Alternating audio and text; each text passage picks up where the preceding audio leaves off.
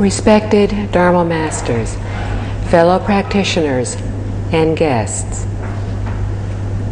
Today, we see an increasing number of people around the world starting to practice Buddhism, but many do not really understand what it is, and thus cannot truly benefit from it. Buddhism is a most virtuous and perfect education directed by Buddha Shakyamuni for all sentient beings throughout the universe. It covers a boundless range of phenomena and principles and is much broader than what is currently studied in universities. It is an education of the wisdom and understanding of life and the universe, and it is not a religion. How can we tell that Buddhism is an education? Today, the terms student and teacher are only used in school.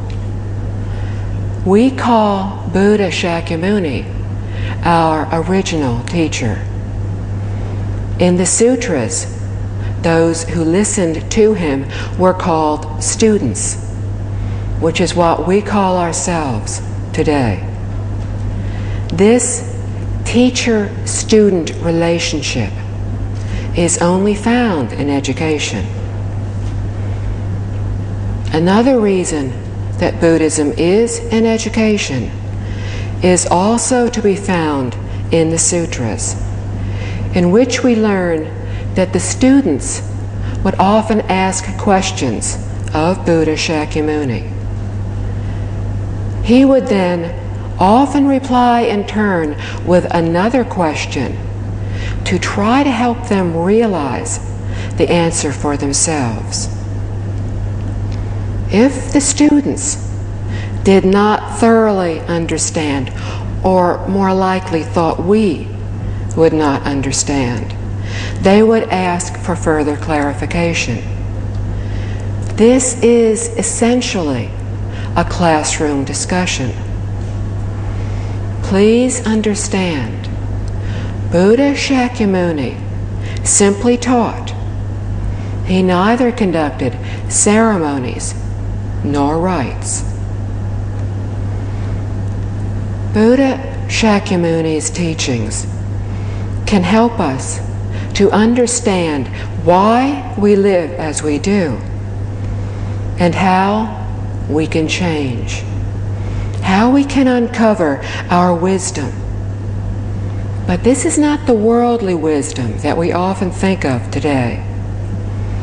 Rather, it is the ability to perfectly comprehend the reality of life and the universe.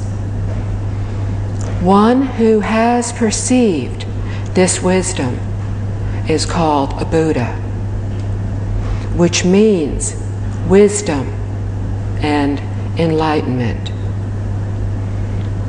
Buddha Shakyamuni told us that all sentient beings possess this wisdom, so all beings are equal. But although we are equal in origin, presently we cannot see this because everyone's abilities and wisdom differ. In our society, there are those who are intelligent, those who are not, those who have great abilities, those who have less.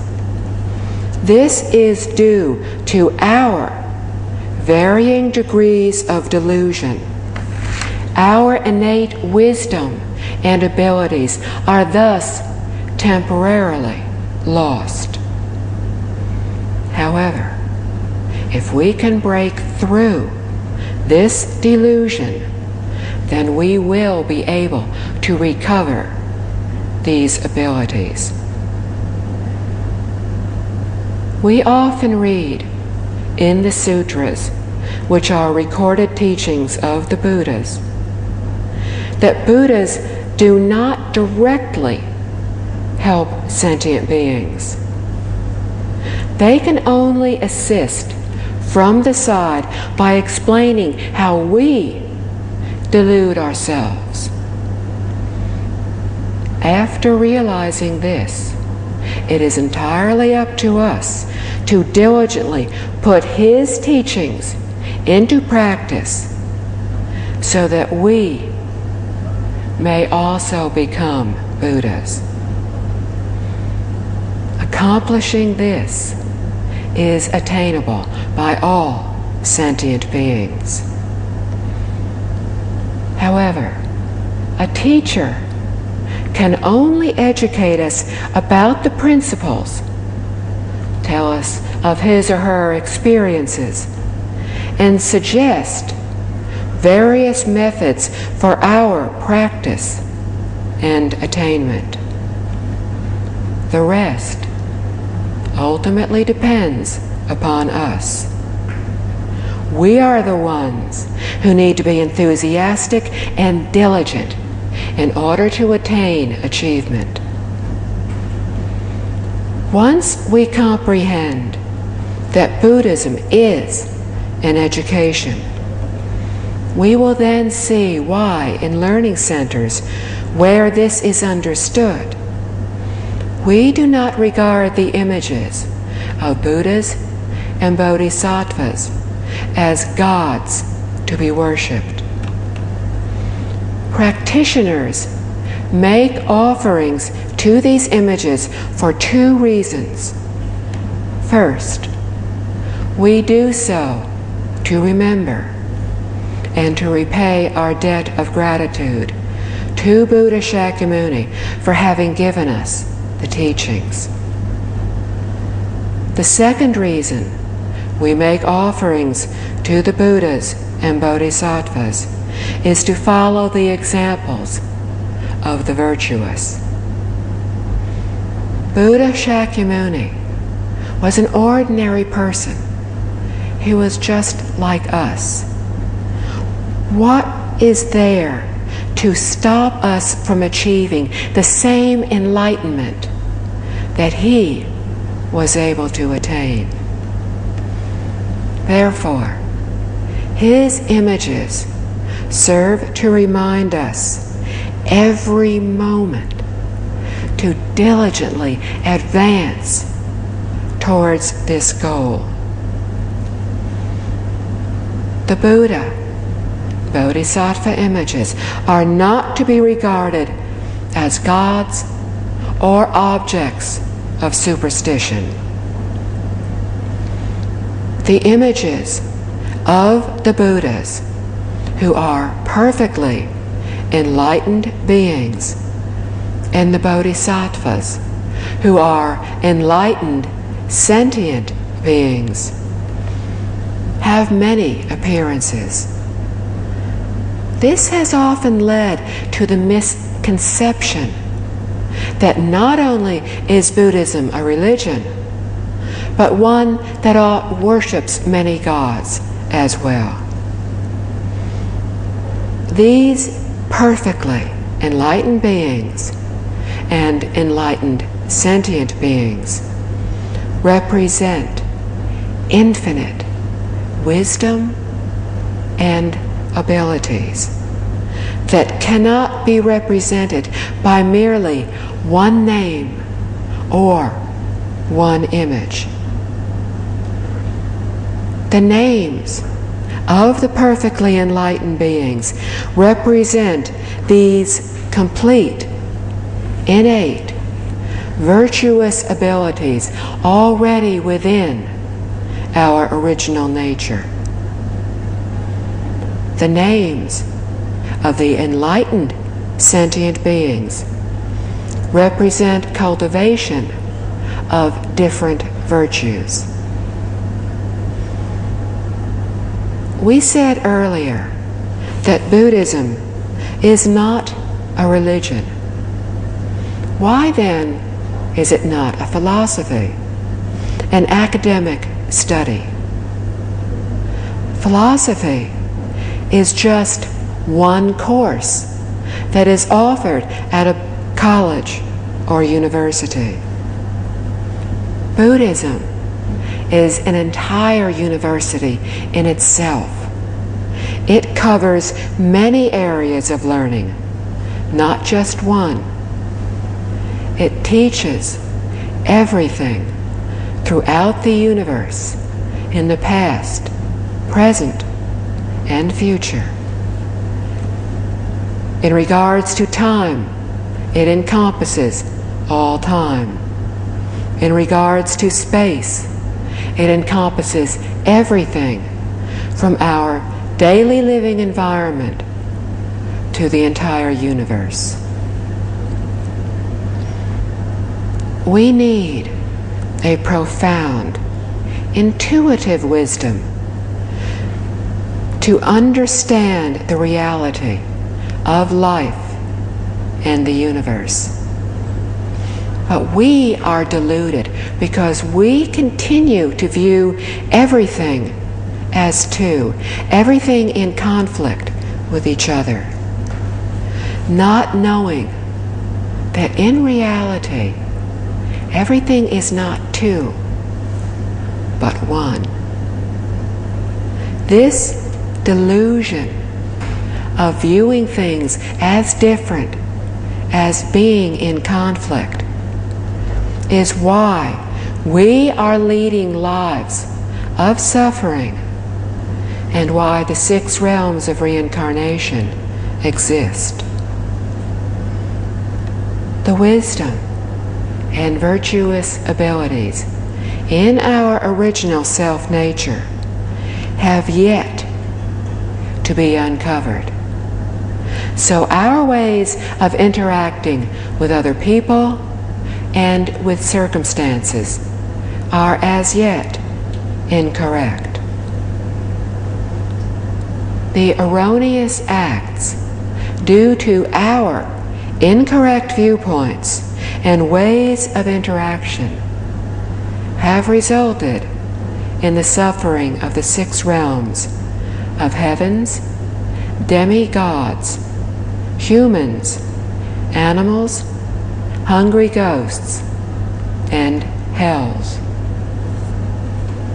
The goal of the Buddha's teaching is to help us break through our misconceptions, to be awakened, to escape this suffering, and to attain happiness. What is it that we seek? Perfect, complete enlightenment. There are 3 stages of enlightenment. First is proper enlightenment. In our world, there are some very intelligent, very wise people who have attained higher realization than the vast majority of people have.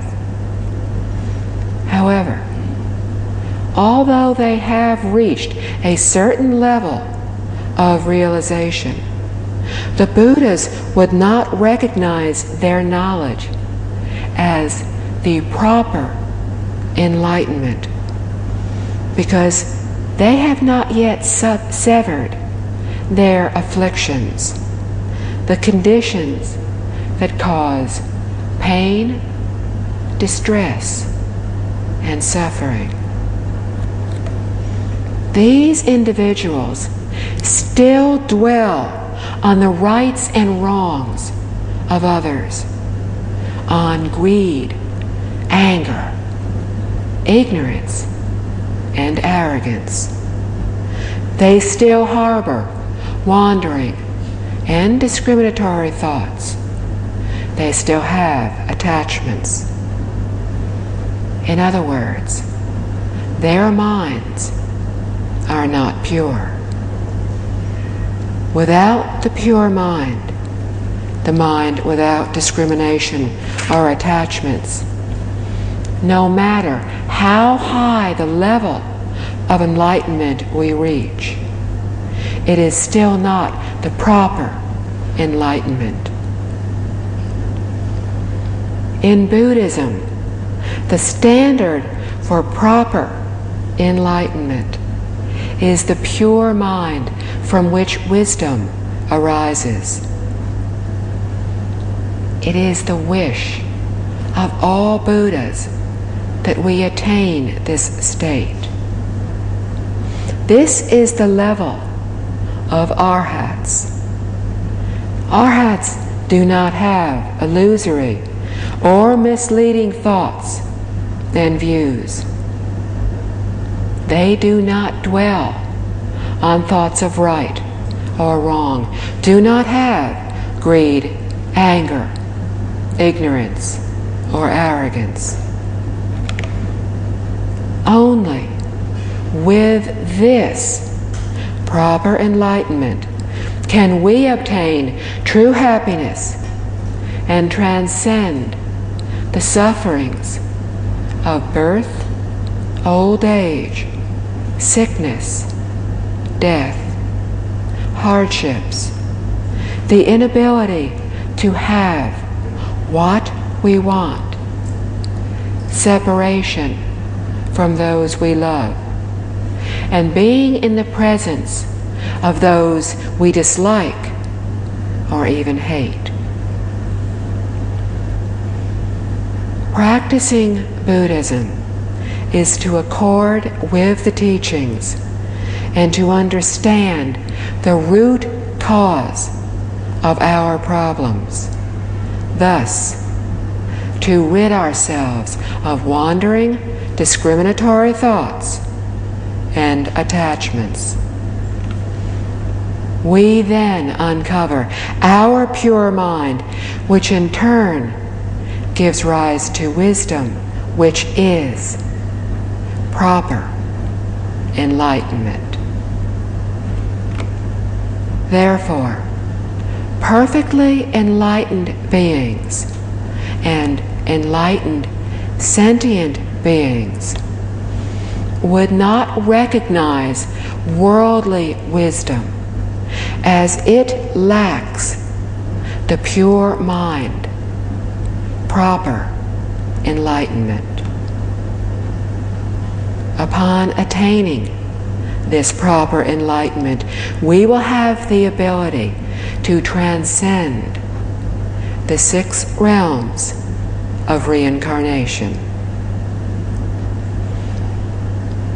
Whether talking about worldly education or the Buddha's education, it is essential to understand the method. To understand, we need to delve deeply into just one teaching, one method, follow one teacher. When we wish to truly learn effectively, we need to follow one teacher, follow one path. This will ensure a smooth journey. When following 2 teachers with 2 different paths, we are bound to become confused as to which path to take. Following 3 teachers, we find ourselves at a T-stop, not knowing which of the 3 directions to move. And following 4 teachers, 4 methods, we are stopped at a crossroads, unable to proceed any further. Today, people like to learn a lot. But this is why they often fail to attain good results. The problem lies with being stuck at those crossroads, confused as to which direction to move in. we need to follow one teacher, one method to succeed and attain achievement in our practice and cultivation. What is this achievement? It is attaining purity of mind. Upon achieving some degree of purity of mind, we will have fewer afflictions, and thus an increase in true wisdom, enabling us to solve the problems of this world and beyond. There really is no way to solve these problems without this wisdom. Therefore, it is essential in leading happy and fulfilling lives, and on a much broader scale in helping us to solve the problems that society and our world are currently facing. We need to break free of our attachments to attain this wisdom, for without it, we could misinterpret the meaning of the sutras. If we are able to do away with the mind of selfishness, then true benefits will be ours. With proper enlightenment, only when we have no ego attachment, no selfishness, will we be able to differentiate true from false, beneficial from harmful, proper from deviated. Without breaking through our own delusions, we will have none of these abilities. One level above proper enlightenment is equal and proper enlightenment. Equal means equal to the Buddhas, but not yet achieving Buddhahood. This is the level of a bodhisattva. Equal and proper enlightenment requires us to break through 1 degree of delusion, of ignorance, to attain 1 degree of Dharma body, the original true body. At that point, the way we view life and the world around us is very close to that of the Buddhas. And after breaking through the very last degree of ignorance, perfecting wisdom and enlightenment, we will achieve the 3rd level, that is perfect, complete enlightenment. From the intrinsic nature of Buddhism, we realize that the purpose of our practice is to seek wisdom. Different methods are practiced by different people, but the results or the level of the state of mind are the same. Therefore, to criticize other schools would be to slander both the Buddha and his teachings. For all these methods were passed down to us from him. Choosing any one of these proper methods will enable the practitioner to attain the goal.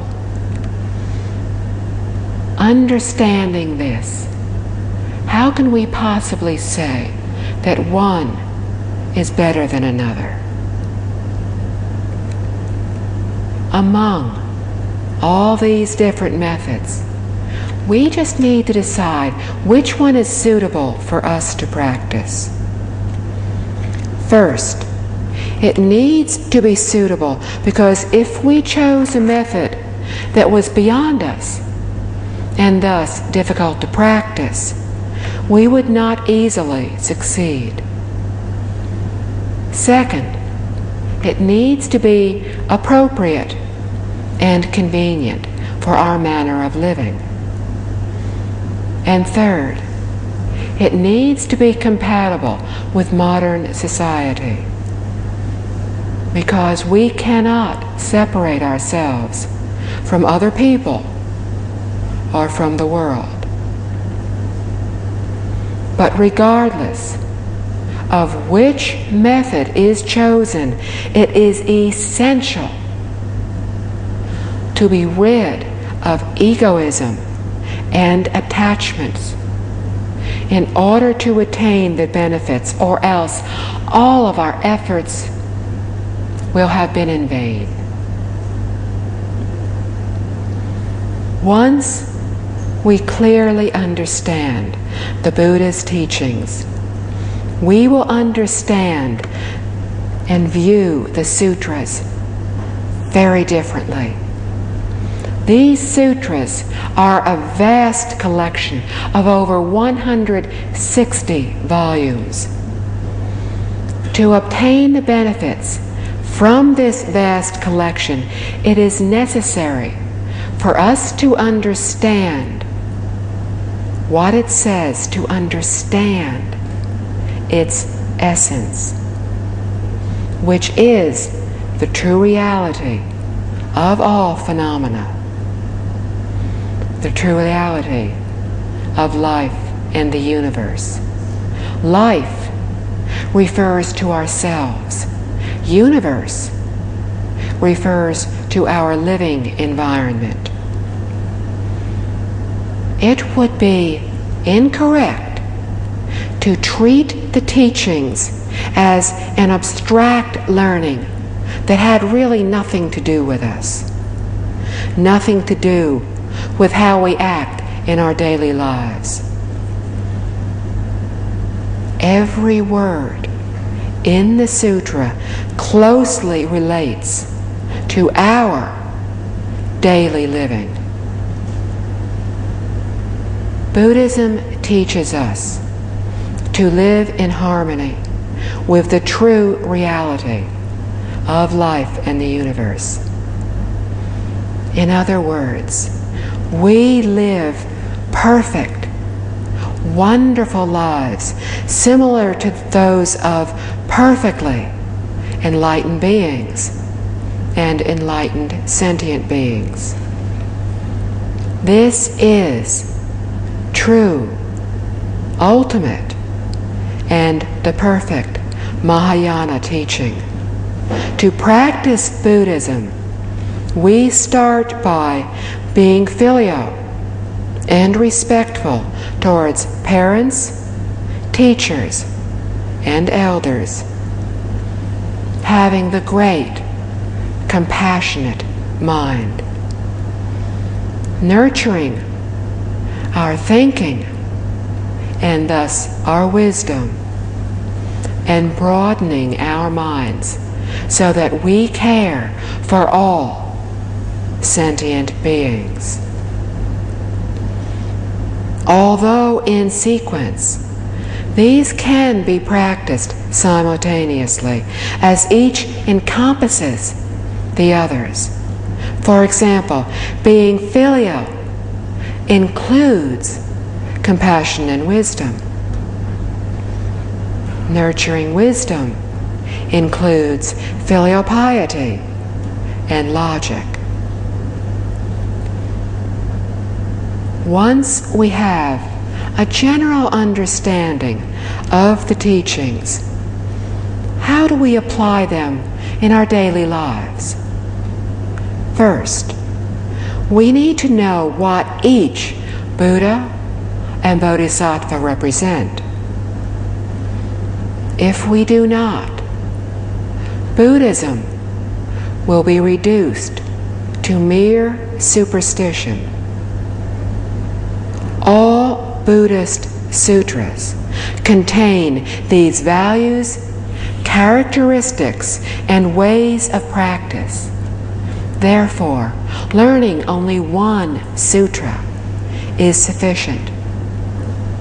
However, we need to understand and apply the teachings effectively in everything we do. We will better understand the teachings when we enter a way place where the fact that Buddhism is an education is understood. First, we will see a container of water on the Buddha table. The clear water symbolizes the principle that our minds need to be as pure as the water, to be void of greed, anger, and ignorance. It is calm, without a single ripple, indicating that we relate to other people and situations with a serene, non-discriminatory mind of equality.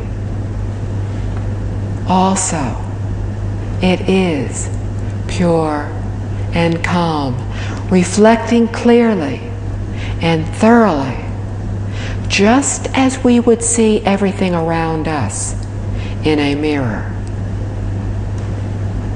Next, we will see offerings of flowers. These symbolize the cause, as the blossoms result in the bearing of fruit, which we will also often see on the table. Together, the flowers and the fruit remind us that there are consequences to our every thought, word, and deed. Lamps and candles symbolize wisdom and brightness, illuminating the darkness of ignorance, of delusion. The images of lotuses symbolize transcending the 10 realms of existence. First, it rises through the mud at the bottom of the pond, which symbolizes the 6 realms of birth and death.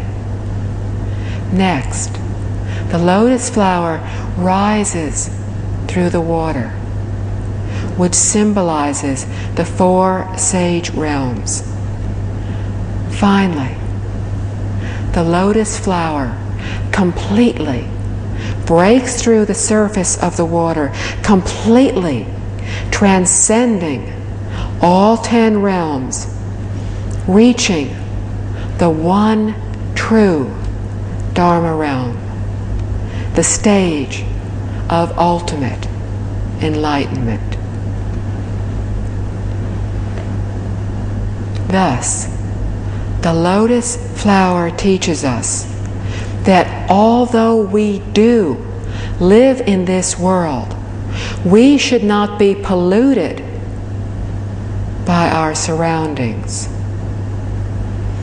The lotus flower above the water symbolizes that one day all beings, from those in the hell realms to those who are bodhisattvas, will all have perfect wisdom, perfect compassion.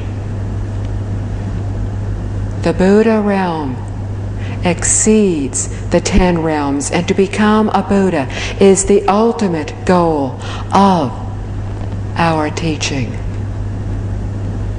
So when we see the lotus flower,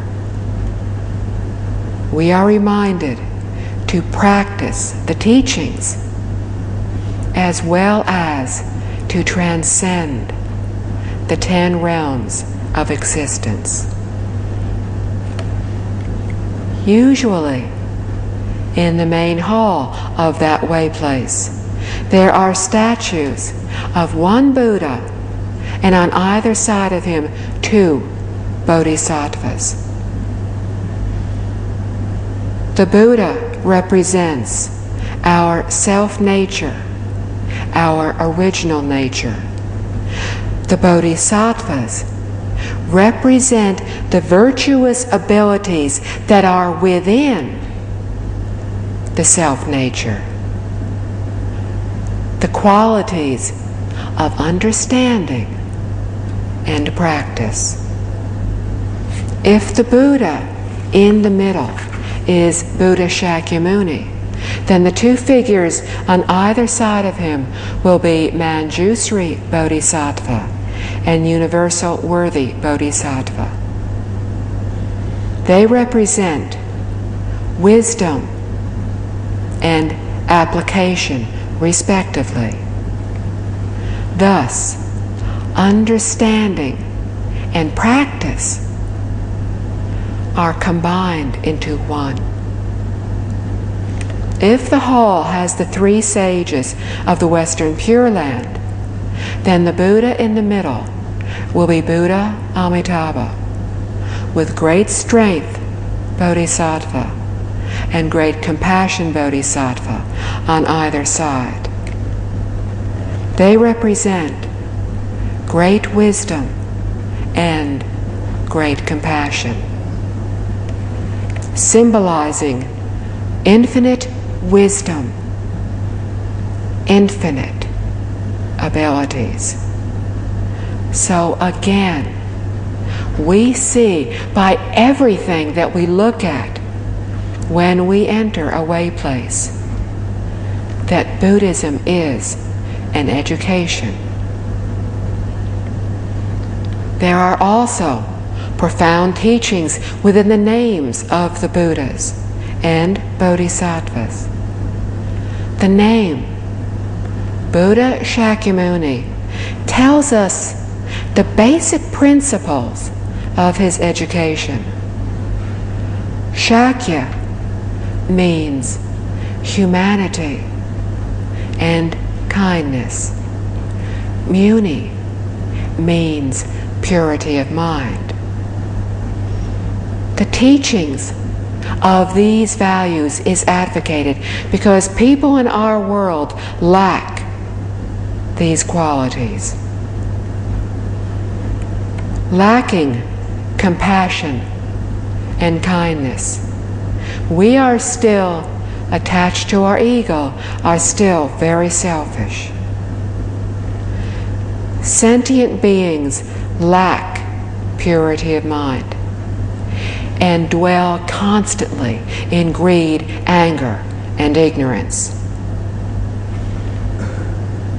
Any bodhisattva who becomes a Buddha in this world will be called Shakyamuni, to teach us the remedy for our problems. Once the representations of the Buddha and Buddha Bodhisattva images are intuitively understood just by our looking at them, then we will perfectly comprehend the Buddha's teachings. The main principle of our practice is awakening proper thoughts and purity. An initial step in our learning and practice is taking refuge in the Triple Jewels. After we generate the heart to take refuge by accepting, learning, and practicing Buddhism, we request a Dharma master to pass on the teachings, to pass on the principles, the goal of practice in Buddhism.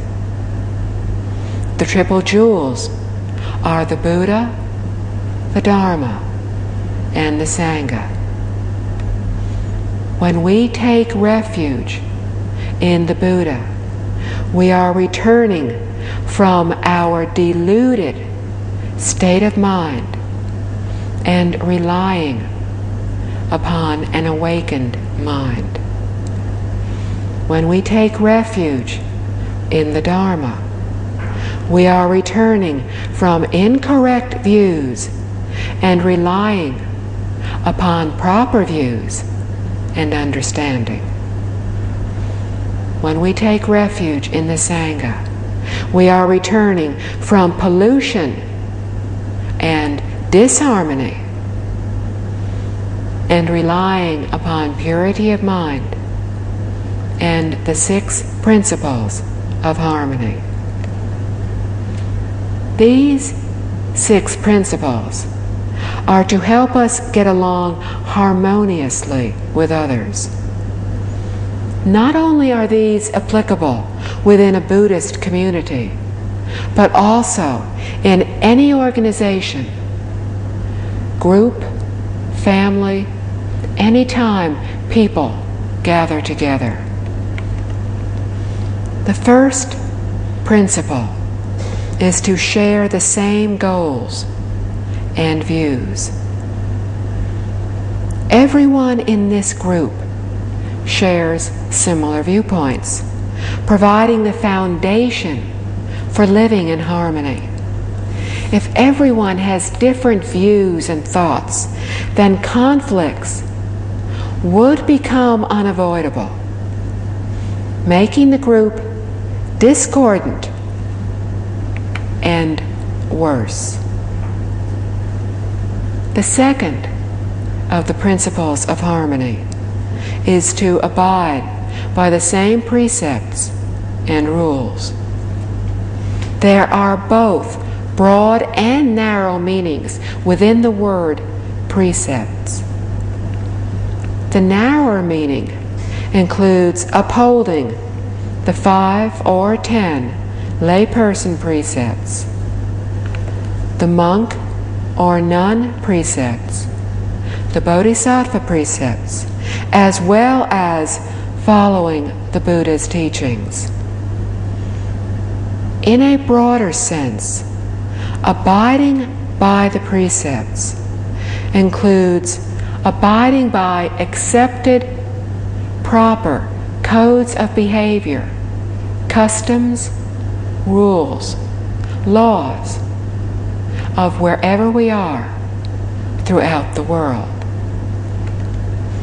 Next, we practice the third principle of living and practicing together harmoniously.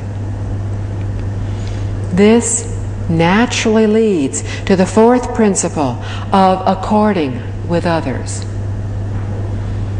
When living together and sharing a common consensus, a group would naturally not have any conflicts.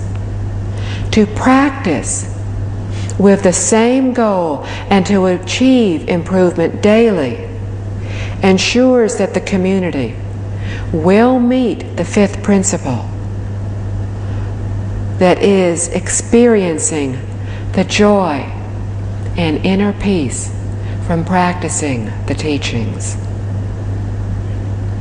And finally, the sixth principle is to share benefits harmoniously. This refers to our daily living necessities. We really do not need a great deal to live. Living by the six principles of harmony will help us to get along better with others. When with others, whether or not they follow the six principles, we are to follow them. So we need to accord with the spirit of these principles to truly follow the teachings. Another important guideline for our practice is the three learnings of abiding by the precepts, deep concentration, and wisdom. These summarize all the teachings of Buddha Shakyamuni and of all Buddhas throughout the universe. The teachings of the precepts place most emphasis on rules and laws that we need to follow to successfully interact with others and circumstances. This will enable the members of society to enjoy a wonderful and fulfilling life. Worlds absent of law and order are worlds of chaos.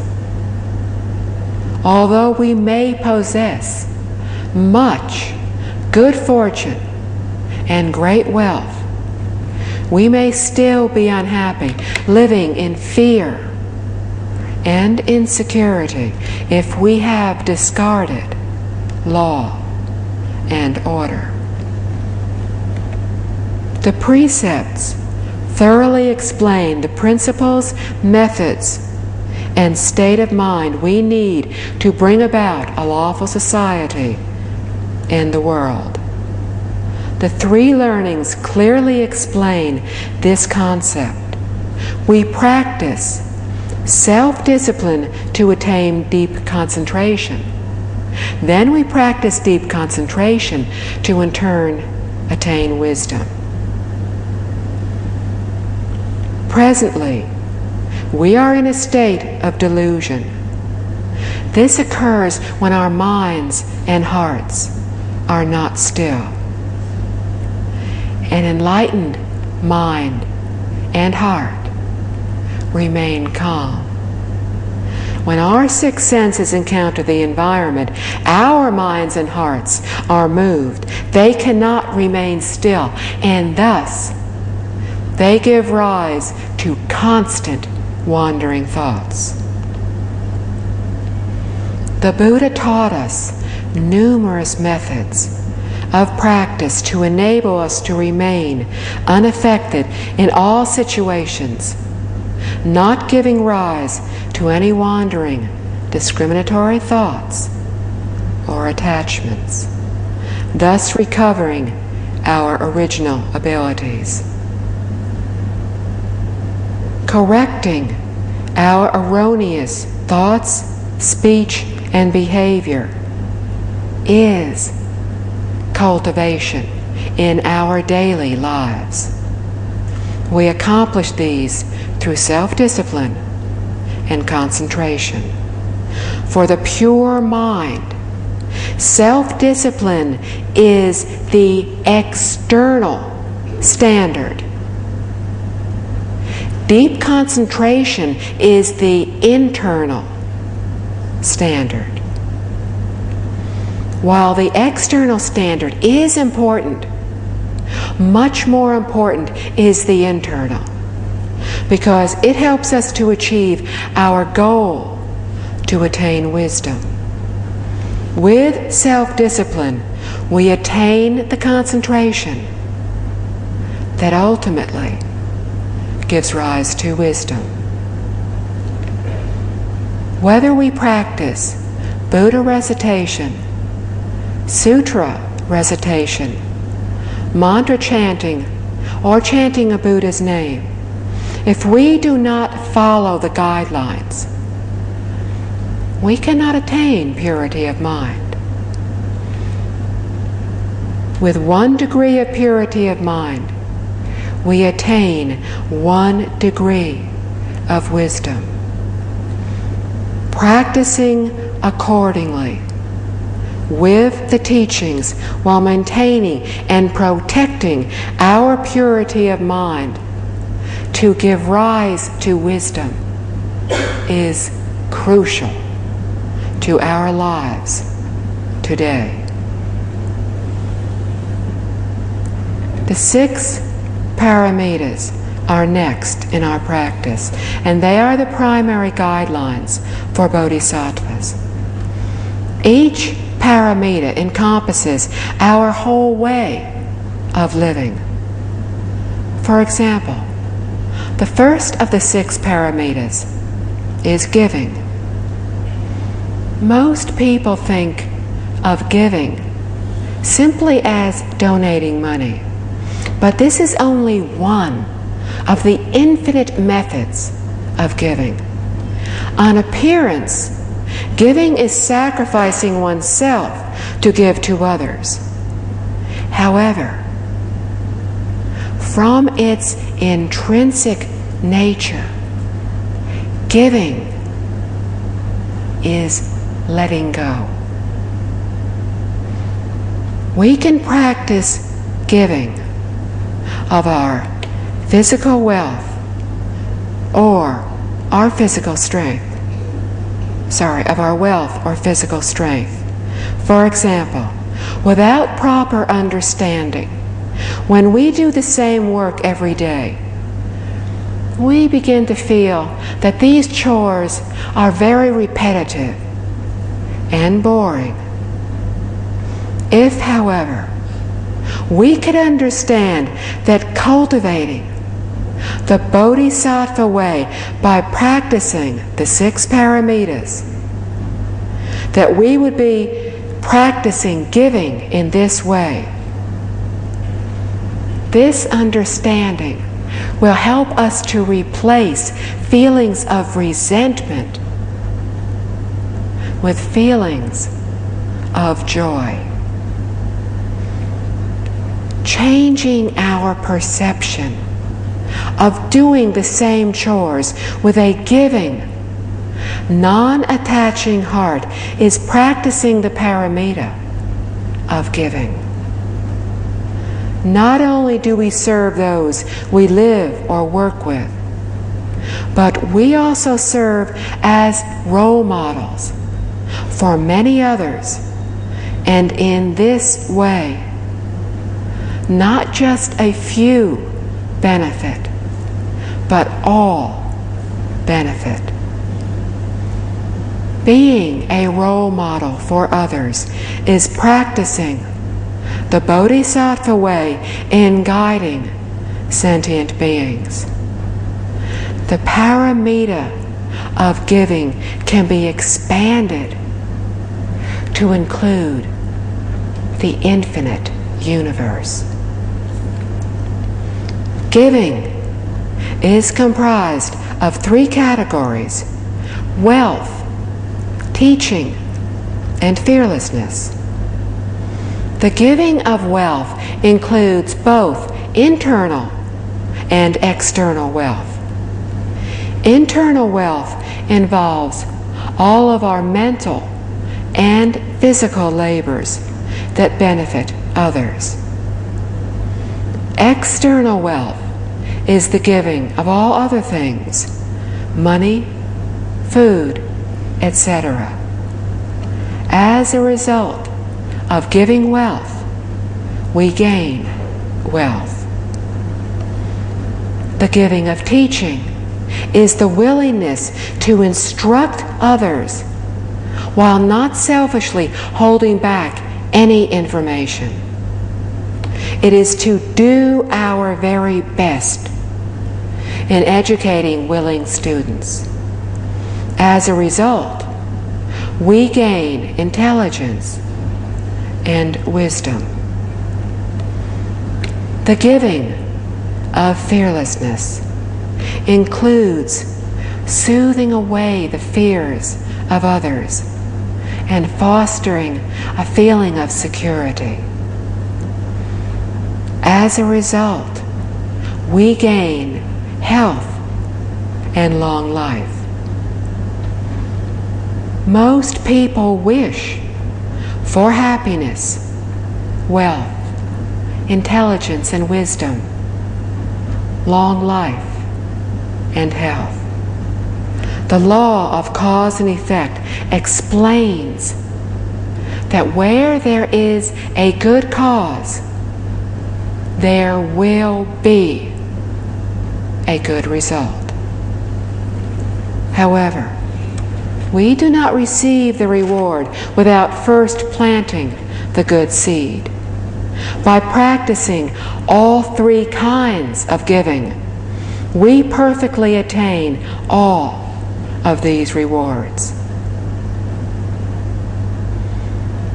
After careful observation, we will see that very few people have everything they want. Some have wisdom, others have good fortune. They planted different seeds. Using Buddhist principles to observe society enables us to know how to correct ourselves in the future. Very honestly, true wisdom is more important than good fortune. Wealth is good fortune, but properly using and allocating wealth requires wisdom. For without it, possessing wealth may lead us to create infinite negative karma from evil deeds while thinking we are doing good. Without wisdom, we are unable to distinguish true from false, beneficial from harmful. Then, what may appear to have been good can end up turning out to have been bad. And sometimes what may have initially appeared to be bad may actually turn out to have been good after all. Throughout all this, we are unaware of having done anything wrong. So we need insight to understand the consequences to everything we do. The second paramita is abiding by the precepts or self-discipline. The third paramita is patience. We need patience in everything we do. Without it, we cannot attain anything worthwhile. The fourth paramita is diligence, seen as focused daily improvement, not trying to advance in many different directions at the same time. Advancing with diligence, we attain concentration, the ability to remain unmoved, uninfluenced by external conditions. Thus, we achieve the fifth paramita of deep concentration when we are unmoved by all phenomena. It is seeing everything clearly, and it is having the intuitive wisdom that is the sixth paramita. Today, we do not exist in wisdom, but in a state of delusion, not yet having understood that we really are not individuals, but are just one very small part of a very large whole. Our mistaken viewpoints have led to being immersed in selfish thoughts. We do not understand that we need to replace these thoughts with thoughts of benefiting others. Our selfishness, wandering thoughts, attachments have hidden the truth from us. Buddha Shakyamuni taught us how to break through these obstacles to attain awakening, to attain perfect wisdom and compassion, to end unhappiness, and to find genuine, lasting joy serenity, and peace for all beings.